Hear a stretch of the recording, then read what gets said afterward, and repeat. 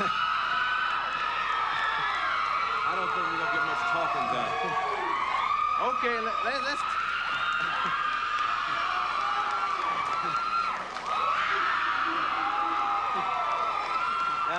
Okay, let's compromise. We'll talk a little, then we'll scream some more. How's that, okay? Now, listen to all that. Do you deserve that? I didn't ask,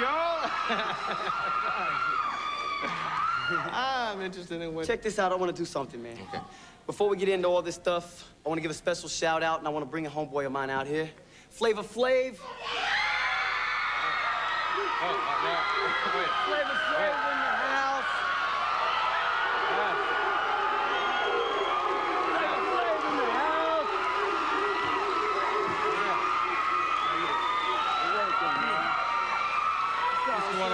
How you doing, man? Everything all right? Everything all right? Flavor Flav. Yes. Yo, love you, my brother. It's a pleasure. It's a pleasure. Thanks a lot, Jim. Now, do you mind waiting for us over there while we do this interview, please? No, you don't mind. Love y'all. Flavor Flav in the house.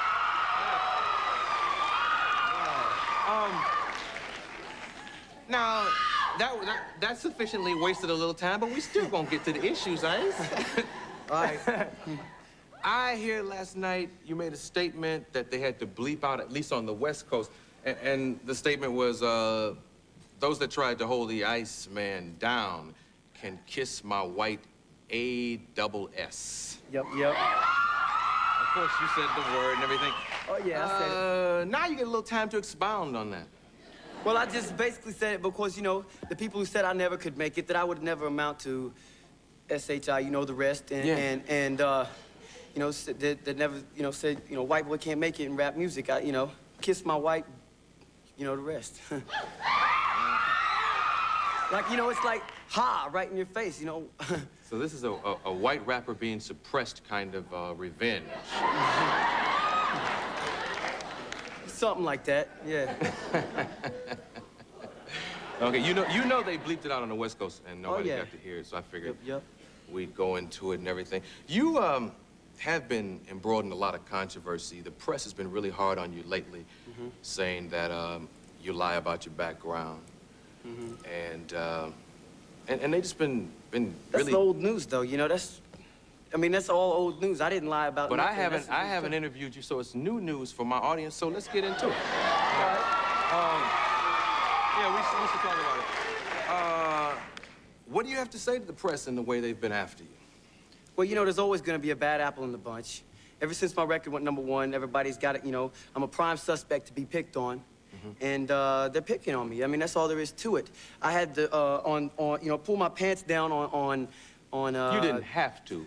I had to prove that I'm not a liar for something I'm not even proud about, getting stabbed. I did get stabbed 5 times, I almost died. Something I'm not proud about. I am from the streets, and if you can't see that I'm from the streets, then you're blind, because the majority of white people, you know, cannot dance, and they don't have much rhythm, you know?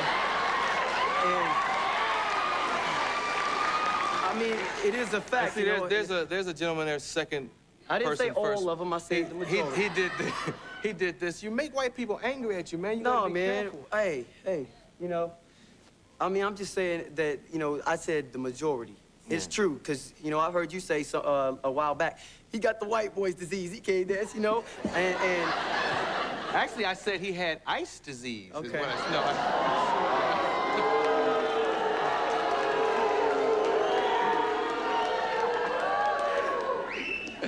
No, you know I've done my jokes, too, because I've been reading things in the paper. I know. Not necessarily about the way you dance, but like the motocross champion. I did win 3 championships in the Grand National Championship, GNC. Yes, I did. Why is this Dallas paper saying that you're a liar? The fact is I live in Dallas now. I've lived there for the last 4 years. I've lived there before then. I did attend a high school there. I never said I didn't.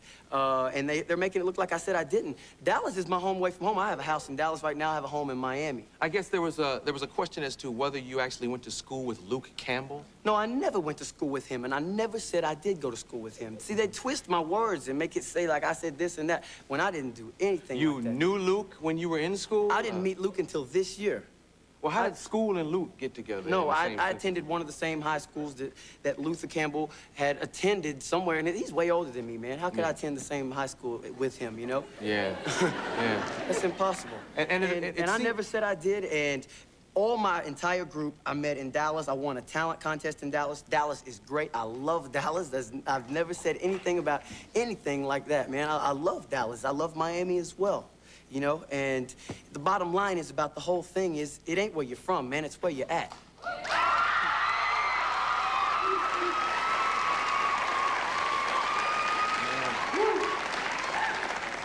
You seem to be having a lot of problem. You talked about people that said a white boy couldn't rap. I guess there are a lot of battles you're experiencing. KRS-One said that you present a distorted mutation of rap. What is that? I'm not sure what that means. I have no idea what it meant. I read the same article. They also said that, you know, I'm bringing rap music to an audience that has never heard it before as well. So, you know, whether I like it or not, it's bringing rap music up, you know? I mean, I'm putting it in front of people that never even considered listening to rap music. Yeah. And now they're considering it, and it's bringing rap music up. You know, rap music is here to stay. No matter what color it is, I'm not the Elvis of rap. That's another thing, you know. I'm Vanilla Ice. I'm not no Elvis Presley, you know. You know, I know a lot of black rappers are probably angry because some of the white people screaming didn't buy rap until you did it, until they saw a vanilla face on the cover of an album. That probably makes them angry because if it makes them angry, you know, it's not my fault. Did I have anything to do with that? So no. They should dog the people. What they're saying is they're showing their own jealousy, man. That's all it is. You saw Flavor Flav. You know, me and him, we're homies. Is that why you brought him out, just to show you have a black supporter? And no, I brought him out because he's a friend of mine. They don't like that, man. That don't bother me. I'm not liked by a lot of people a lot of times, but I say what I want to say because I'm an American. I have that right. Okay, me too. You think that booing's gonna bother me? You think it's gonna bother me? No. All right. Don't faze me. No, I asked the question I asked. I didn't see a purpose. It seemed like an unmotivated walk-on, and I wondered why you did it. To show that he's my homeboy and he's in town and I'm kicking it with him, and if, you know, I'm gonna help him out like he helps me out. You know what I'm saying?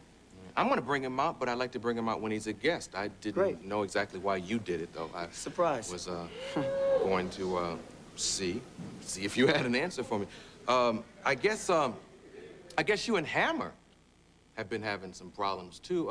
Hammer took you on the road, and now you've been quoted in a lot of interviews saying things about him. Where did that battle come about, and when did the friendship break off? There's no battle. We're still friends. As far as I'm concerned, I have never said anything bad about Hammer, and I don't think that's not true. I have an audio tape of you talking about Hammer. What did I say bad about him? You said a lot of things, but you talked about opening for Hammer, but you getting more screams and applause. Is that saying anything bad about Hammer? No. That ain't saying nothing about it. How about you being sexier than Hammer, you dancing better than Hammer? I never said that. So the press, once again, is twisting things that you said? Yeah, exactly. I never said that. Well, Hammer will be happy to hear that because I have nothing bad to say about him, man. As far as I'm concerned, we're still good friends. See, that's the good thing about a show like this, man. You can get this out there. He thinks that you have a problem with him and that you said, I've heard this from his mouth, that you've said negative things about him, and he gave you a shot. And I read some of the things that they said that I said bad about him, and I didn't say a lot of bad things about him. I never said anything bad about him. I have nothing to say bad about him. He's good. He's great. You know, he looks at it more like this is a competition deal. Man, there's enough to go around for everybody.